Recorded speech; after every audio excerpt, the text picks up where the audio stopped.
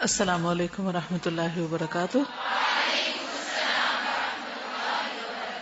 کیا حال ہے سب کا؟ الحمد للہ. نحمده ونصلی علی رسولہ الکریم. اما بعد فاعوذ باللہ من الشیطان الرجیم. بسم اللہ الرحمن الرحیم. رب اشرح لی صدری ویسر لی امری واحلل عقدۃ من لسانی یفقہوا قولی. بہت سی چیزیں انسان کتابوں سے سیکھتا ہے، کچھ چیزیں انسان تجربات اور مشاہدات سے سیکھتا ہے. توحید کا سبق یہ ہمیں قرآن مجید سے بھی ملتا ہے، سنت رسول صلی اللہ علیہ وسلم سے بھی ملتا ہے، صحابہ کرام کی عملی زندگیوں سے بھی ملتا ہے، اور اس کے ساتھ ساتھ انسان کے اوپر گزرنے والے حالات اور واقعات بھی اسے یہ سبق سکھاتے ہیں، جن میں ایک رخ تو نعمتوں کا ملنا ہے.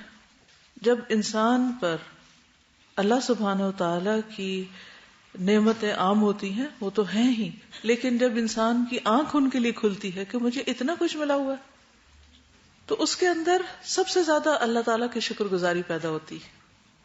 دوسری طرف انسان پر آنے والی تکلیفات، جب ان تکلیفات میں انسان اپنے رب کو پکارتا ہے اور اس کی دعائیں قبول ہوتی یا اس کی مشکلات آسان ہوتی، یا جب انسانوں کی طرف سے بے بسی اور عاجزی سمجھ میں آتی کہ انسان میرے لیے کچھ نہیں کر سکتے، یہ رب ہی ہے جو میری مشکل دور کرے گا، خواہ وہ بیماری ہو، خواہ وہ کوئی اور تکلیف یا پریشانی ہو، تو اس سے بھی یہ سبق ملتا ہے کہ لا شریک لہ، اس کا کوئی شریک نہیں. ہم یہ سمجھتے ہیں کہ صرف کتاب پڑھ لینے سے ہمیں یہ بات پتہ چل جائے گی، یا ہمارے پیرنٹس ہمیں بتا دیں گے کہ لا شریک لہ، یا یہ کہہ دینا کہ لا الہ الا اللہ بس کافی ہے، شرک سے بیزاری ہو گئی. لیکن یہ کہہ دینے کے باوجود بھی انسان بارہا زندگی میں غلطی کرتا ہے، اور اللہ سبحانہ وتعالیٰ کے سکھانے کے طریقے مختلف ہیں. ان میں سے ایک تو کتاب کے ذریعے، پیغمبر کے ذریعے، مختلف واقعات تاریخ کے ذریعے، اور دوسرے ذاتی تجربات کے ذریعے. جو انسان کا تعلق اللہ تعالیٰ سے بڑھتا جاتا ہے تو اسے واقعی یقین آتا جاتا ہے کہ لا شریک لہ، اس کا کوئی شریک نہیں. اور یہ صرف اسی وقت ہوتا ہے کہ جب انسان کا عمل اللہ کے لیے خالص ہو جاتا ہے، پھر اس کے دل سے کسی کو کچھ دکھانے کی خواہش بھی جاتی رہتی کہ کوئی اس کا کام دیکھے، کسی انسان سے اپریسیشن کی بھی خواہش جاتی رہتی کہ کوئی میرا شکریہ ادا کرے یا میری تعریف کرے. کسی انسان سے صلے کی توقع بھی نہیں رہتی کہ کوئی اس کو کچھ دے، یعنی صرف تعریف نہیں بلکہ کوئی اور مادی فائدہ پہنچائے، کیونکہ اس کو یقین ہوتا کہ میرا رب ہے، وہ ٹیک کیئر کر لے گا. تو یہ کہنا تو آسان ہے کہ قل ان صلاتی ونسکی ومحیای ومماتی للہ رب العالمین، لیکن اس کی عملی تصویر بننا، عمل سے ظاہر کرنا کہ لا شریک لہ وبذالک امرت وانا اول المسلمین، اور اس کے فیصلوں کے آگے سر تسلیم خم کر دینا، یہ انسان کو اس دنیا میں بھی جینے کا لطف دیتا ہے. ایسے ہی لوگوں کے لیے موت کے وقت بھی ایک خاص لطف ہے. ان کی موت بھی اللہ سے ملاقات کے شوق میں اور زیادہ خوبصورت بن جاتی ہے، اور حقیقی معنوں میں اسی وقت ومماتی للہ رب العالمین ہوتا ہے کہ انسان مرنا بھی چاہتا تو اللہ کے نام پر، اور مر کے کیا وہ چاہتا ہے کہ اللہ سے ملاقات ہو جائے. وہ مرنے کا انتظار بھی کیوں کرتا ہے کہ یہ اللہ سے ملاقات کا ذریعہ ہے، اور پھر مرنے کے بعد کی زندگی بھی اس کے لیے پرامن ہو جاتی جب وہ حقیقی معنوں میں لا شریک لہ کہتا ہے. تو ہماری زندگی کا ٹارگٹ کیا ہونا چاہیے؟ ہمارے جینے اور مرنے کے سارے کام صرف زبان کی حد تک نہیں، واقعی اللہ کے لیے ہو جانے چاہیے، کہ غیر اللہ سے کسی بھی قسم کے کسی فائدے یا کسی بھی چیز کی کوئی چاہت ہی نہ رہے. جب تک انسان انسانوں سے بہت کچھ چاہتا ہے، انسان اس کو مایوس کرتے ہی رہیں گے. اور جب انسان اپنی ساری توقعات اور امیدیں صرف اللہ سے رکھ لیتا ہے تو پھر اس کی زندگی میں ڈھیروں پریشانیوں کے باوجود بھی بے پناہ اطمینان ہوتا ہے، کیونکہ اس کو کسی سے کوئی شکوہ ہی نہیں، کوئی شکایت ہی نہیں، کیونکہ اس کو پتا ہے کہ انسان محتاج ہے، وہ میرے خالق نہیں، نہ میرے رازق ہیں، نہ وہ مجھے وہ دے سکتے ہیں جو میں ان سے چاہتا ہوں، وہ میرا رب ہے جو سب کچھ کرنے والا ہے. تو اس لیے میری زندگی للہ رب العالمین ہی ہے. ہم پڑھ رہے تھے بیماری کے بارے میں کہ جب بیماری آئے تو انسان کیا کرے. سب سے پہلے کہ اللہ سے اچھا گمان رکھے کہ اس بیماری میں خیر ہے. پھر یہ کہ بیماری کی حالت میں بھی اپنی زندگی سے بھرپور فائدہ اٹھاتا رہے، فائدہ مند مریض بنے. پھر اس کے بعد یہ ہے کہ مختلف طریقوں سے علاج بھی کرائے، احتیاط بھی کرے، پرہیز بھی کرے، اور مسنون طریقہ علاج سے فائدہ اٹھائے جن کی تفصیلات کل آپ پڑھ چکے ہیں، اور ان چیزوں سے بچے کہ جن کو قرآن و سنت نے ناپسند کیا ہے، جس میں حرام اور غیر طیب چیزیں. علاج کرانے میں نمبر 1 سب سے بہترین چیز کیا ہے؟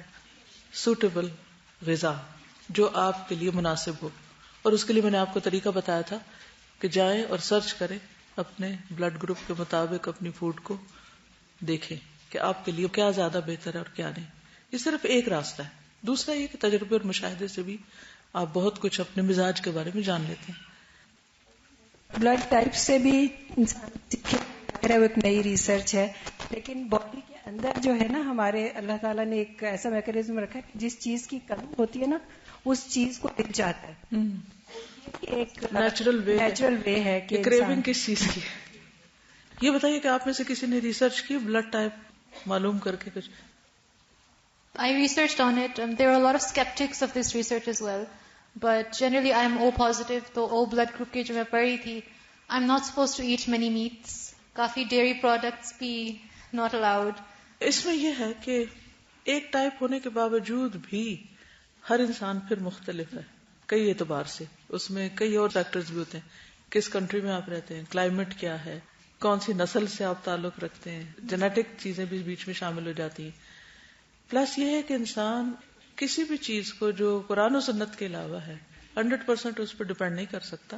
لیکن مختلف طرح کی چیزیں جو سامنے آتی ہیں ان کو پڑھنے سے ذہن میں وسعت آتی اور ان سے فائدہ پہنچتا ہے. اور اس کو اگر انسان اپنی ذات کے ساتھ کمپیئر کرے تو کچھ چیزیں تجربہ بھی بتاتا ہے کہ وہ بلڈ گروپ جو ہوتا ہے اسے ایسیڈک چیز زیادہ نہیں کھانی چاہیے. And I found that to be true with myself as well, کیونکہ نیچرلی اسٹمک زیادہ ایسیڈک ہوتا ہے. If you take more acidic things than that is more harmful to you.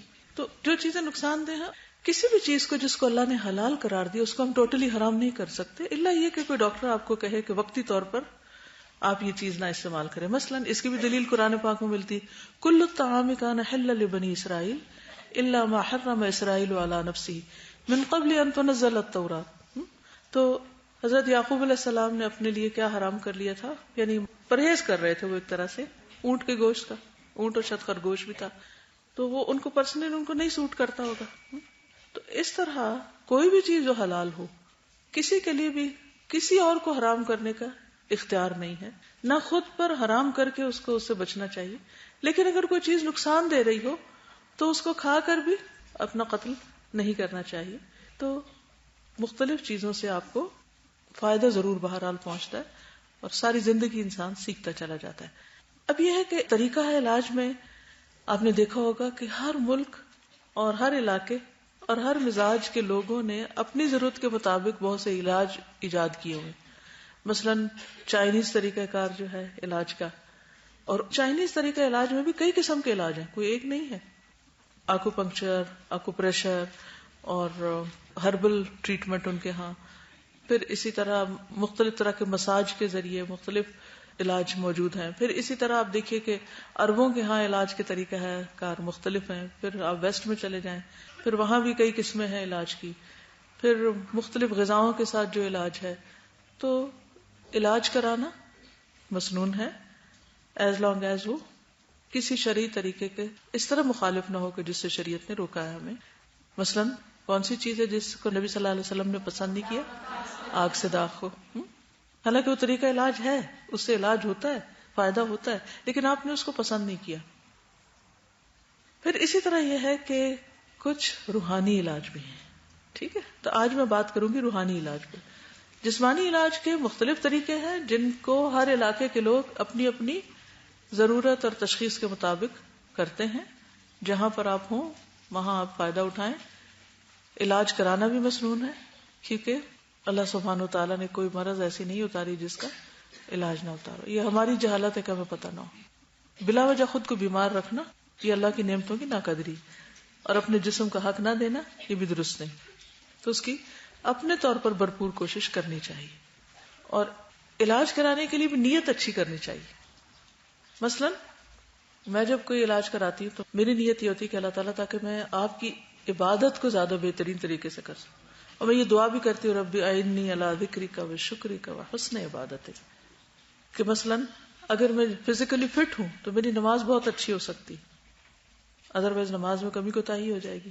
آپ پراپر سجدہ نہیں کر سکتے، یا پراپر رکوع نہیں کر سکتے، یا پراپر جلسہ نہیں کر سکتے، یا لمبا قیام ہی نہیں کر سکتے، تو بہت بڑی خیر سے محروم ہے. نقص تو آ رہا ہے نا. تو ہمیں نیت بھی اچھی کرنی چاہیے اس میں کہ میں کیوں علاج کرانا چاہتی ہوں. لیکن اپنے آپ کو بیمار چھوڑ دینے میں کوئی خیر خوبی نہیں ہے.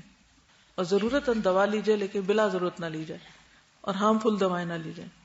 بہرحال آج ہم بات کریں گے روحانی علاج پہ.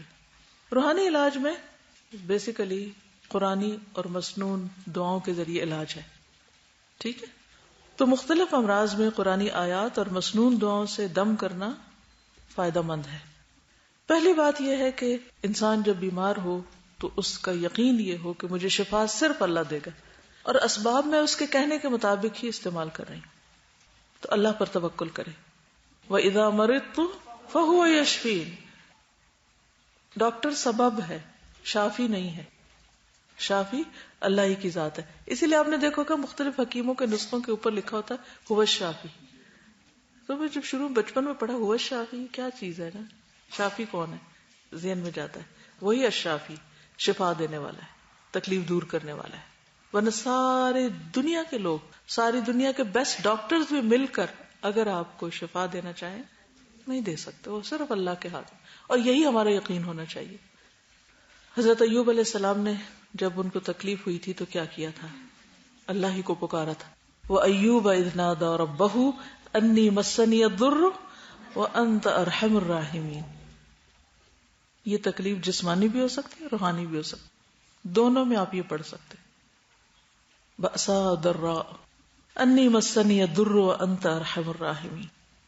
اور حقیقت یہ ہے کہ اللہ نے ہمیں ہر طرح کی رہنمائی دی ہے، تو ہم اللہ پہ بھروسہ کیوں نہ کریں.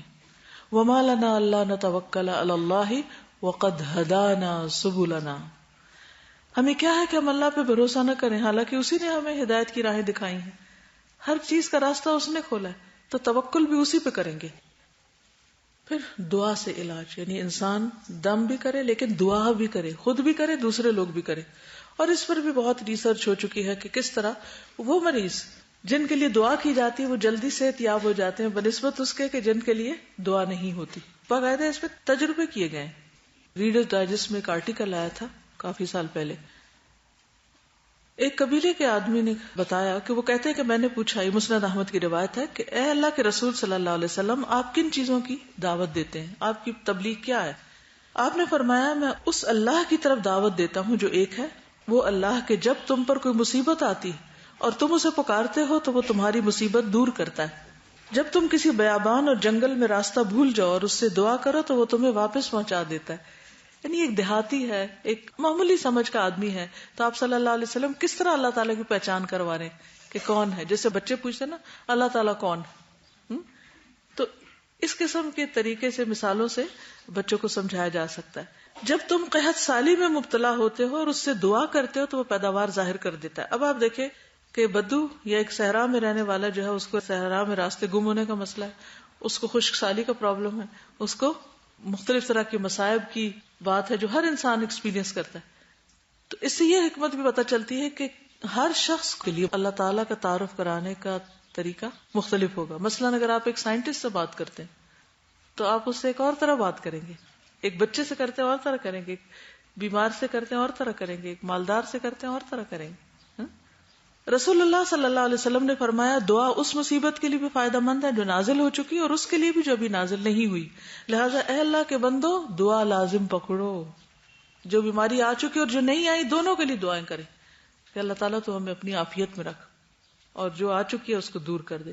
کیونکہ دعا سے تقدیر بھی پلٹ جاتی ہے. حدیث میں آتا ہے لا يرد القضاء الا الدعاء. رسول اللہ صلی اللہ علیہ وسلم نے فرمایا صرف دعا ہی تقدیر بدلتی. اور جب انسان اللہ سے مایوس ہونے لگتا ہے اور دعا نہیں کرتا تو اللہ تعالیٰ اس سے ناراض ہوتا ہے. آپ صلی اللہ علیہ وسلم نے فرمایا لوگوں میں سب سے زیادہ عاجز وہ ہے جو دعا کرنے سے عاجز ہے، جو دعا نہیں مانگتا. تو دو چیزیں آ گئی، ایک یہ کہ دعا کرنی اپنے لیے بھی دوسرے مریضوں کے لیے بھی، اور دوسرے خاص دم یا خاص دعائیں، مخصوص دعائیں، یعنی ایک عام دعائیں اور دوسرے مخصوص دعائیں جو بیماریوں سے علاج کے طور پر پڑھی جائیں گی. ٹھیک ہے. حضرت عائشہ سے روایت ہے کہ رسول اللہ صلی اللہ علیہ وسلم مجھے نظر بد سے دم کرانے کا حکم دیتے تھے. ٹھیک ہے، یعنی جب حضرت عائشہ کی طبیعت نڈھال ہوتی تو آپ حکم دیتے کہ تم دم کراؤ. یہ حدیث ہے صحیح مسلم کی 5849. کان یأمرها ان تسترقی من العین. کان یأمرها، نبی صلی اللہ علیہ وسلم ان کو حکم دیتے کہ کیا کریں، ان یسترقی من العین، کہ وہ نظر کے لیے دم کروا لیں. ٹھیک ہے. اور جس کو دم کرنا آتا ہو اس کے لیے کیا حکم ہے، صحیح مسلم ہی کی روایت ہے. جابر بن عبداللہ کہتے ہیں کہ ہم میں سے ایک آدمی کو بچھو نے ڈس لیا جبکہ ہم رسول اللہ صلی اللہ علیہ وسلم کے ساتھ بیٹھے ہوئے تھے. ایک صحابی نے عرض کیا اللہ کے رسول میں دم کروں؟ آپ نے فرمایا تم میں سے جو اپنے بھائی کو فائدہ پہنچانے کی استطاعت رکھتا ہو وہ اسے فائدہ پہنچا دے.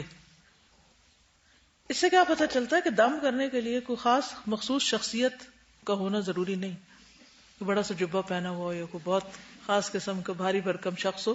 نہیں، جس کو بھی اللہ حکمت دے دے، جس کو بھی اللہ تعالیٰ کسی کو فائدہ پہنچانے کی صلاحیت دے دے. اور اس کا تعلق حکمت سے بھی ہوتا ہے نا، کہ انسان قرآن مجید کی آیات میں غور و فکر کرے، دعائیں پڑھے، پھر ان کو صحیح پڑھے، پھر ان کو یاد کرے، پھر وقت پر یاد بھی نہیں ریکال بھی کر لے. دعائیں تو آپ سب یاد کر رہے، لیکن کس کس کو یاد آتی ہے جب کوئی خاص مشکل ہوتی ہے تو اس کو کوئی دعا پڑھنی. دم یہ دو چیزیں نا، جیسے دوائے شافی میں بھی پڑھا تھا کہ ایک تو جو دم کرنے والا ہے اس کا بھی یقین جو ہے وہ بہت اسٹرانگ ہونا چاہیے، اور جو دم کروا رہا ہے اس کو بھی ایمان اور یقین ہو تو فائدہ زیادہ ہوتا ہے. کیونکہ اگر آپ کہیں یہ چند لفظ ہیں ان سے کیا ہوگا، اکثر لوگ دعا اور دم کو ویلیو نہیں کرتے. اگر انہیں بتایا جائے نا کہ آپ سورۃ فاتحہ پڑھ، وہ تو ہم پڑھتے ہی رہتے ہیں. اگر کہا جائے کہ بھئی آپ لا الہ الا انت سبحانک انی کنت من الظالمین پڑھیں گے، غم میں، ڈپریشن میں، یہ تو بہت دفعہ پڑھ لی ہے، اچھا کچھ اور بتا. بھائی اگر پڑھی اور نہیں مسئلہ حل ہو تو اس کا مطلب پڑھنے کا طریقہ ٹھیک نہیں تھا. صحیح طریقے سے پڑھیں، اسی درد کے ساتھ پڑھیں جس درد کے ساتھ یونس علیہ السلام نے پڑھی. وہ تو آپ محسوس نہیں کر سکتے کیونکہ آپ مچھلی کے پیٹ میں ہیں نہیں، لیکن تھوڑا امیجن کر لیں کہ کس طرح انہوں نے پڑھی ہوگی. تو جب اس طریقے سے آپ پڑھیں گے، اس یقین کے ساتھ آپ پڑھیں گے تو اللہ تعالیٰ ضرور سنیں گے. اللہ تعالیٰ غافل لوگوں کی دعا نہیں سنتے، ان کو پرواہ نہیں کیا پڑھ رہے ہیں، بس لفظ بولے جا رہے ہیں. تو اس میں یقین اور کیفیت حاضر کر کے اپنے آپ کو دعا کریں. جی ہاں، یہ بھی ہوتا ہے کہ آپ چاہتے ہیں بس فوراً ہماری دعا سنی جائے. ہم کیا کہتے ہیں کہ وہ سر درد ہو رہا ہے، وہ 1 منٹ میں ٹھیک ہو جائے. اب 1 منٹ میں ٹھیک نہیں ہوا تو اس کا مطلب دعا نہیں سنی گئی. 1 گھنٹے میں ٹھیک ہو جائے. لیکن اللہ سبحانہ وتعالی کا طریقہ یہ نہیں ہے. کیا وہ آپ کے حکم کے مطابق چلے گا؟ وہ زیادہ بہتر جانتا ہے یا آپ بہتر جانتے ہیں؟ وہ زیادہ بہتر جانتا ہے. تو اس لیے دعا مانگنے کے بعد انتظار کرنا اور صبر کرنا بھی ضروری ہے.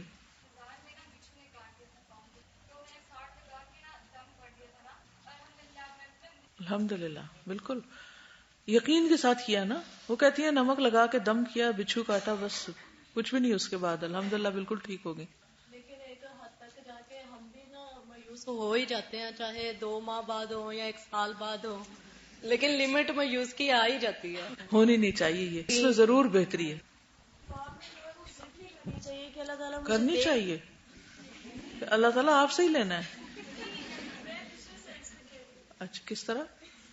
وہ اس طرح کہ بعض اوقات ہم یہ کہتے ہیں کہ اللہ تو مجھے بس یہی دے، حالانکہ اللہ تعالیٰ نے اس کے بدلے کچھ اور دینا ہوتا ہے، وہ زیادہ بہتر ہوتا ہے. اس لیے دعا ہمیشہ یعنی اس طرح مانگنی چاہیے کہ اللہ جو میرے لیے بہتر ہے وہ مجھے دے. نہیں، جو ہمیں بہتر لگتا ہے ہم وہ بھی مانگ سکتے ہیں.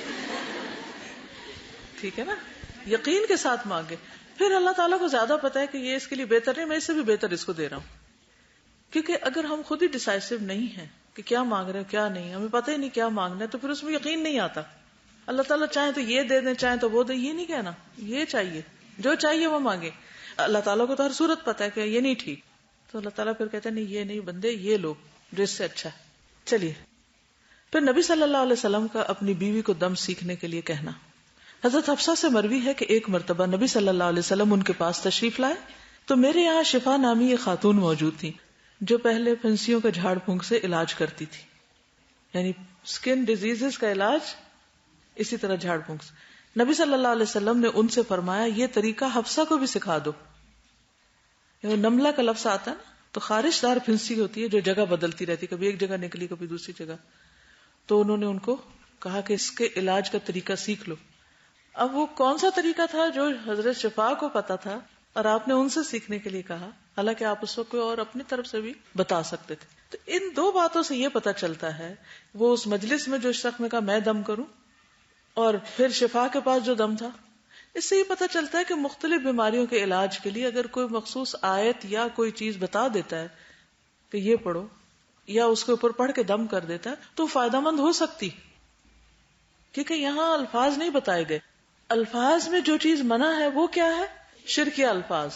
ایز لانگ ایز قرآن مجید کی آیت ہے یا کوئی اور اس طرح کی چیز ہے جو الفاظ ہیں کسی بندے نے اپنی طرف سے بنائے ہوئے ہیں, لیکن الفاظ میں کوئی شرک نہیں, تو اس میں کوئی حرج نہیں. ہم اردو میں بھی مانگتے ہیں اور زبانوں میں بھی مانگتے ہیں, تو مانگ سکتے ہیں. اللہ سے ہی مانگتے ہیں. جب تک اللہ سے مانگ رہے ہیں اور اللہ کا نام لے کے دم کر رہے ہیں, جھاڑ رہے ہیں اس کو, تو کوئی بات نہیں. جی,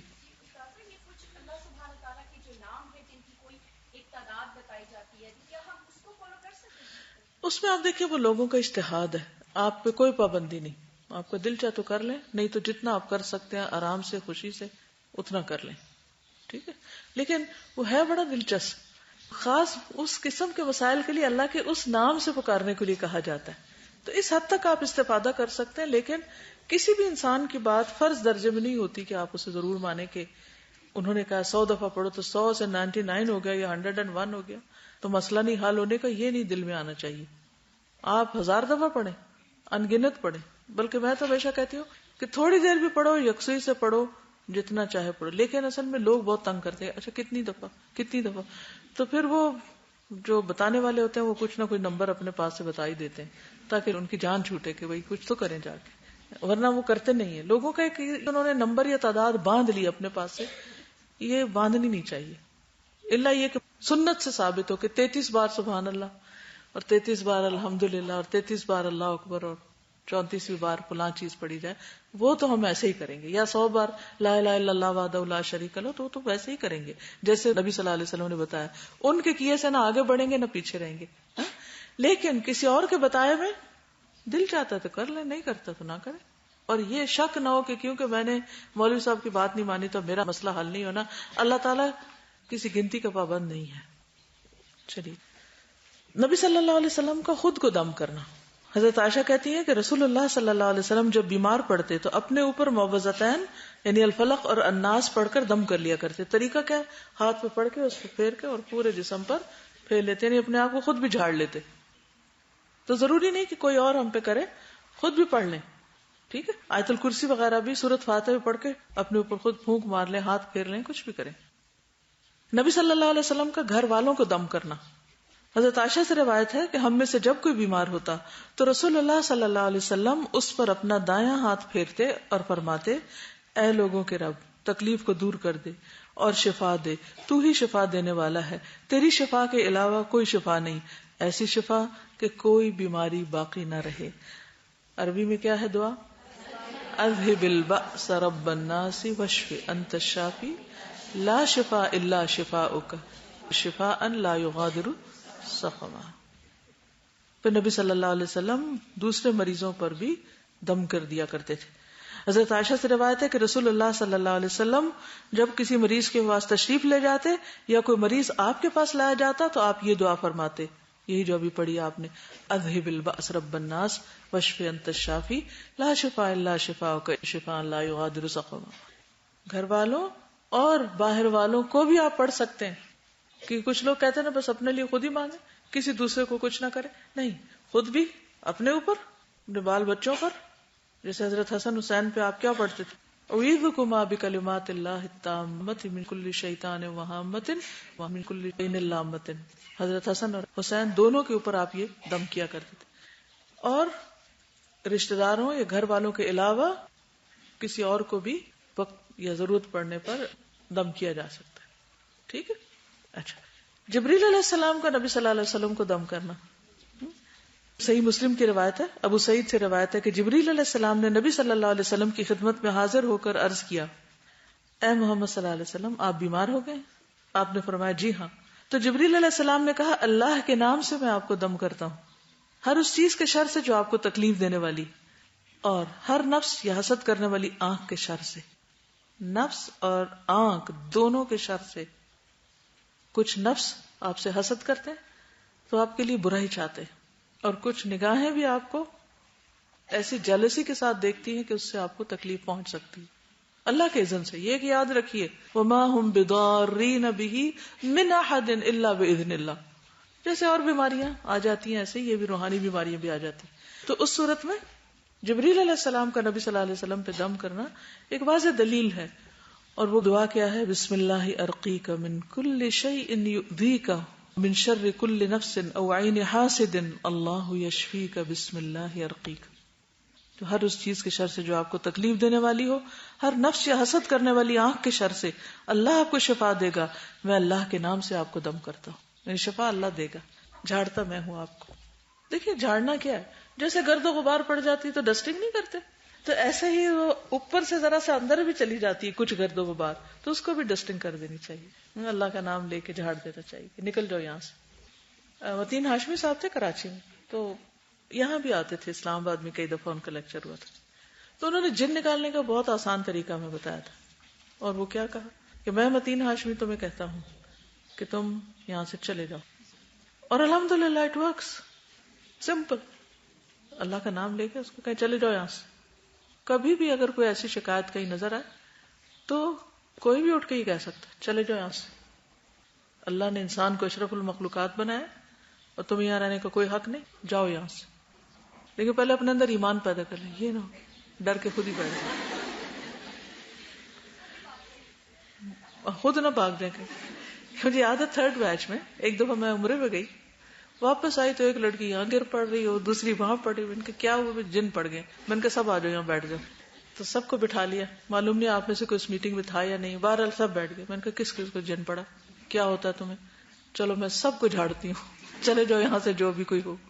تو الحمدللہ اللہ کے فضل سے اس دن کے بعد ان میں سے کسی کو پر کوئی جن نہیں پڑا۔ دیکھیے اللہ نے ہمیں انسانوں کو ان سے بہتر بنایا، یعنی تخلیق کے اعتبار سے انسانوں کو فضیلت دی۔ بہتر سے مراد یعنی کسی اور سینس میں نہیں کہ تکبر کے لیے، انسانوں کو کیا بنایا؟ افضل مخلوقات ان کی نسبت۔ تو آپ ان پہ غالب آئیں، نہ کہ وہ آپ پہ غالب آئیں، لیکن جب ایمان کمزور ہوتا ہے تو ہر چیز آپ پہ غالب آنے لگتی ہے، ٹھیک ہے؟ تو ڈرنے کی ضرورت نہیں کسی چیز سے۔ اچھا، پھر حضرت عائشہ کہتی ہیں کہ رسول اللہ صلی اللہ علیہ وسلم جب بیمار ہوتے تو جبریل آپ کو دم کرتے اور کہتے بسم اللہ یبریک۔ یہ دوسری روایت بھی ہے، ومن کل داء یشفیک ومن شر حاسد اذا حسد وشر کل ذی عین۔ تو اس سے یہ بھی پتہ چلتا ہے کہ اور دیگر قسم کے وائرس سے جراثیم کے علاوہ نگاہیں اور اس طرح کی چیزیں بھی بیماری کا سبب بنتی، ٹھیک ہے؟ نظر بیماری کا سبب بنتی ہے، سمجھ آ گئی بات؟ اوکے، یعنی صرف مادی اسباب نہیں ہوتے، کیونکہ ہمارا جسم صرف مادہ نہیں ہے، اس میں روح بھی ہے، وہ بھی بیمار ہوتی ہے۔ جی السلام علیکم۔ اس طرح ہے کہ جو یہ روحانی بیماریاں ہیں نا، اس میں بھی پریکاشنز کی ضرورت ہے، اور وہ وہی ہیں جو کہ سنت میں بتائی گئی ہیں۔ تو بعض جنات کو یہ بتاتے ہوئے سنا گیا کہ میں تو راستے پہ چل رہا تھا، اس کے بڑے ناخنوں نے مجھے اپنی طرف کھینچ لیا، یا اس کے کھلے بالوں نے اس لڑکی کے مجھے کھینچ لیا۔ دم کرنے کی شرائط، نمبر 1 اللہ کا کلام ہو یا اللہ کا نام ہو یا صفات ہو، ان کے ذریعے دم کیا جائے۔ اللہ کا کلام جس میں سورۃ فاتحہ بھی ہے، آیت الکرسی بھی ہے، معوذتین بھی ہے، سورۃ البقرہ کی آخری آیات بھی ہیں، ان کے تو دلائل بھی ملتے ہیں۔ لیکن اس کے علاوہ بھی اللہ کے کلام سے دم کیا جا سکتا ہے، اللہ کے ناموں سے۔ نمبر 2 عربی زبان میں ہو اور ایسے الفاظ میں ہو جن کا معنی اور مفہوم واضح ہو، کلیئر الفاظ ہو، مجہول اور نامعلوم الفاظ نہ ہو۔ کیا پتہ جنوں کو پکارا جا رہا ہو۔ آپ نے کبھی تعویذ دیکھے ہوں گے، اس میں بڑے عجیب و غریب قسم کے نام لکھے ہوتے ہیں۔ بعض لوگ تو اصحاب کہف کے نام لکھ کے تعویذ بنا رہے ہوتے ہیں، پتہ نہیں یلدرم اور پتہ نہیں کیا کیا نام عجیب و غریب، فرشتوں کے نام بعض لکھتے ہیں اور ان کو پکارتے ہیں۔ یہ سب شرک کی قسمیں ہیں، صرف اللہ کو پکارنا چاہیے، حتیٰ کہ رسول اللہ صلی اللہ علیہ وسلم کو بھی نہیں پکارنا، ٹھیک؟ تو الفاظ واضح ہوں، نمبرز نہ ہوں. ٹھیک ہے. ابو بکر بن محمد کہتے ہیں کہ خالدہ بنت انس رضی اللہ عنہا نبی صلی اللہ علیہ وسلم کی خدمت میں حاضر ہوئی اور آپ پر دم پیش کیے. آپ نے ان کی اجازت دے دی، یعنی وہ الفاظ ایسے نہیں تھے کہ جو ناپسندیدہ. عمیر رضی اللہ عنہ سے مروی ہے کہ میں غزوہ خیبر میں اپنے آقاؤں کے ساتھ شریک تھا. یہ غلام تھے. میں نے نبی صلی اللہ علیہ وسلم کے سامنے دم کے الفاظ پیش کیے جس سے میں زمانہ جاہلیت میں مجنونوں پہ دم کرتا تھا. مجنون، پاگل لوگوں پہ. آپ نے فرمایا اس میں سے یہ کلمات نکال دو، باقی سے دم کر لیا کرو. تو اس سے کیا بات پتہ چلتی ہے کہ قرآن مجید کی کسی بھی آیت کو پڑھ کے دم کیا جا سکتا ہے. جیسے قرآن مجید میں آتا ہے وَنُنَزِّلُ مِنَ الْقُرْآنِ مَا هُوَ شِفَاءٌ وَرَحْمَةٌ لِّلْمُؤْمِنِينَ، کہ ہم قرآن میں سے وہ چیز اتارتے ہیں جو مومنوں کے لیے شفا اور رحمت ہے. اس کی دلیل استاذہ ایک حدیث میں آتی ہے نا، رسول اللہ صلی اللہ علیہ وسلم نے فرمایا تھا حضرت عائشہ رضی اللہ عنہا سے کہ عالجیھا بکتاب اللہ. کوئی عورت بیٹھی ہوئی تھی آپ کے پاس. جی. اچھا.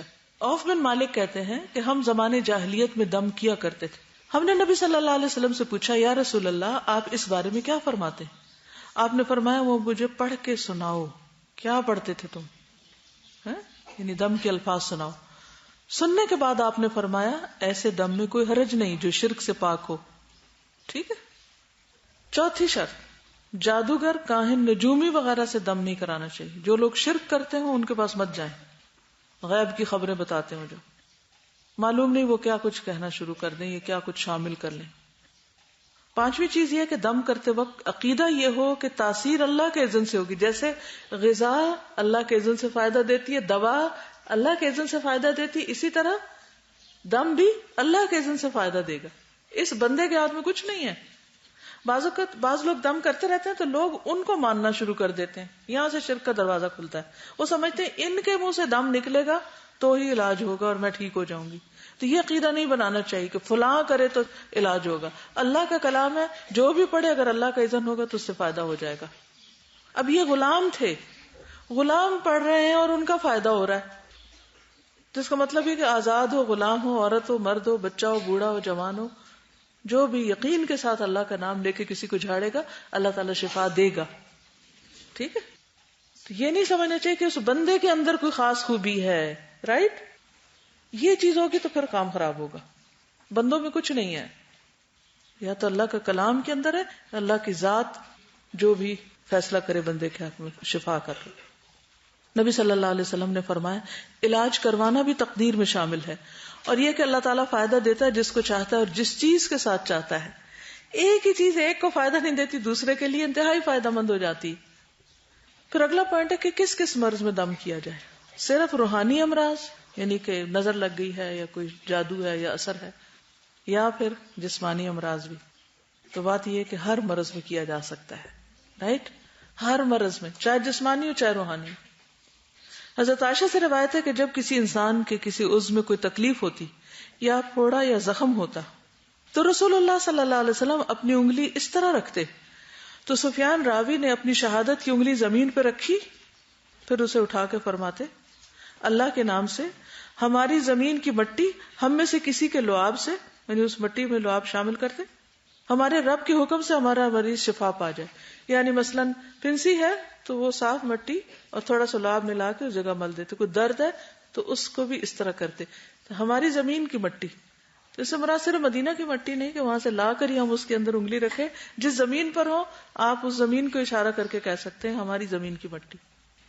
مٹی جو ہے اس پر بھی بہت سی تحقیق ہو چکی ہے، اگر آپ مزید پڑھیں تو، کہ مٹی سے چونکہ انسان بنا ہے تو انسان کا علاج مٹی میں بھی ہے. تیمم جو ہے وہ صرف طہارت حاصل کرنے کا ذریعہ نہیں، بظاہر لگتا مٹی لگتی لیکن وہ بھی کئی قسم کے بیکٹیریا کو ختم کرتا ہے. کئی برتنوں کو دھونے کے لیے مٹی اور راکھ اور ریت اور یہ چیزیں استعمال کی جاتی ہیں اور اس کے جرمز ختم ہو جاتے ہیں. اسی طرح بعض لوگ مٹی کے اندر لوٹ پوٹ ہو کے یا اس گارے وغیرہ کا لیپ کر کے یا مختلف طرح کی مٹی کے ساتھ مساج کر کے علاج کرواتے. اور جھاوے کا استعمال تو آپ سب کرتے ہی ہیں، جیسے وہ مٹی کا جھاوا نہیں ہوتا جس کے ساتھ آپ جسم رگڑتے ہیں، تو اسی طرح وہ ڈیڈ سکن کو جب صاف کر دیتی ہے مٹی اور اندر کے ٹاکسنز کھینچ لیتی ہے تو آپ اچھا فیل کرتے ہیں. ایک مٹی کا جھاواں ہے اور ایک دوسرا جو سنتھیٹک مٹیریل یا میٹل سے بنتا ہے. تو ہم سب یہ ایکسپیرینس کر سکتے ہیں کہ آپ اپنے ایڑی کو صاف کریں, اس کو 3 to 5 days کے لیے رکھ دیں. جو مٹی کا جھاواں ہوگا وہ بالکل کلین ہوگا, اس میں سے کوئی اسمیل نہیں ہوگی, لیکن جو دوسرا ہوگا وہ اس جگہ کے قریب بھی آپ کو کھڑا نہیں ہونے دے گا. کیونکہ مٹی اسے ڈیزالو کر لیتی ہے نا, یا اس کا کیمیکل ریئیکشن اور طرح کا ہوتا ہے. بہرحال یہ ایک طریقہ ہے دم کرنے کا, مٹی پہ ہاتھ رکھ کے تھوک لگا کے درد کی جگہ پر مل کے دم کر دیا جائے.